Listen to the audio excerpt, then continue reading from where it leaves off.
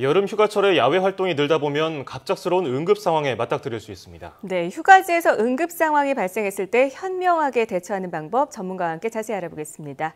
아주대학교 병원 응급의학과 박은정 교수 전화로 연결돼 있습니다. 안녕하십니까? 네, 안녕하세요. 네, 우선 바닷가에서 피서를 즐길 때 발생할 수 있는 사고에 대해서 좀 짚어봤으면 하는데요.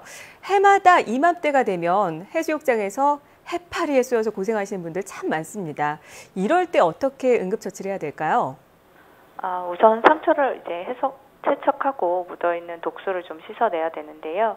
이때는 생리식염수나 바닷물을 이용하셔야 됩니다. 일반 수돗물 같은 경우는 독소를 더 많이 배출할 수 있기 때문에 소금기가 있는 물을 사용하셔야 되고, 보통의 경우는 증상이 가려움증이나 두드러기 같은 증상이 흔하지만 혹시나 호흡곤란이나 어지럼증 같은 증상이 생길 때는 중증일 수 있기 때문에 바로 병원으로 이송하셔서 치료를 받으셔야 됩니다. 네, 여름철에는 또 무엇보다 음식 잘못 먹어서 탈나는 경우가 많은데 장염에 걸리는 경우가 많습니다. 근데 해수욕장에서 바닷물을 마셔도 장염에 걸릴 수 있다고요?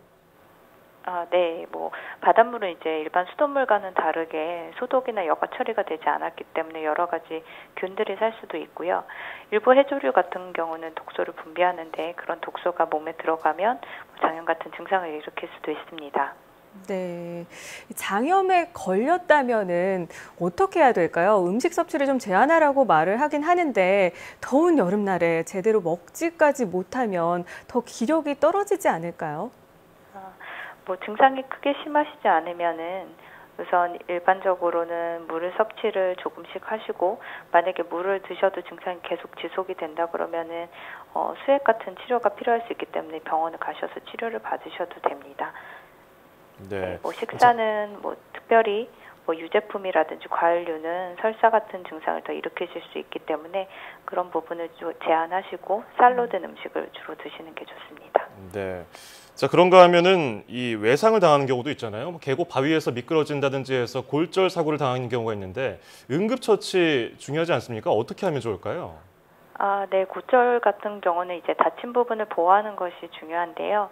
가지고 가신 수건이나 주변에 나뭇가지 같은 걸로 부목을 만드실 수도 있지만 이건 다소 어려운 상황이고, 그냥 간단하게 생각하시면 다친 곳이 가장 안 아픈 상태로 고정을 하셔서 다친 부분이 움직이지 않도록 보호하시고 병원으로 가시는 게 가장 좋을 것 같습니다. 네, 그리고 산에서는 워낙 벌에 쏘이거나 뱀에 물리는 사고도 종종 발생하는데요. 이럴 땐 어떻게 해야 될까요? 먼저 벌에 쏘인 경우는 벌침이 남아있는지 확인을 하셔서 만약에 있다면 카드 같은 걸로 긁어서 제거하시면 됩니다. 그리고 그 부분이 일부가 그냥 붓거나 가려운 정도면 얼음찜질이나 벌레 물릴 때 바르시는 약 같은 것으로 증상을 조절하실 수도 있는데요. 문제는 얼굴이나 몸이 붓거나 숨쉬기 힘들어지고 어지럼증 같은 증상이 있으시다면 이건 아주 위험한 상태가 될 수 있기 때문에 119에 바로 신고하셔서 병원으로 가셔야 됩니다.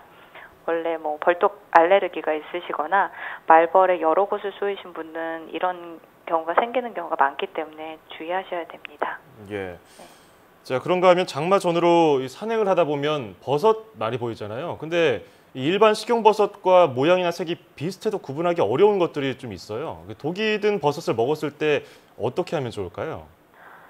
네. 사실 버섯은 이제 야외에서 직접 해서 드시지 않는 게 가장 좋습니다. 사실 네. 전문가들도 구분하기가 어려운 경우가 많고 가열하고 요리를 한다고 독이 사라지는 게 아니시기 때문에요.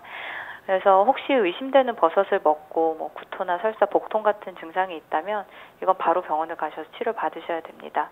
보통 이런 증상으로 소화제 같은 것만 드시면서 집에 계시는 경우에 이렇게 심각한 합병증이 있을 수 있기 때문에 간과하시면 안 되고요.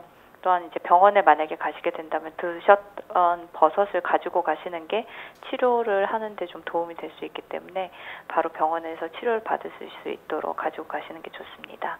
네, 마지막으로 휴가를 떠날 때 이것만은 빼놓으면 안 된다. 꼭 챙겨야 할 약이나 응급처치용품을 좀 챙겨주시죠. 어떤 게 있을까요?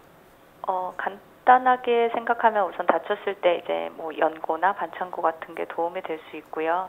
야외다 보니까 벌레 물린 데 바르는 약도 챙기시는 게 좋을 것 같습니다.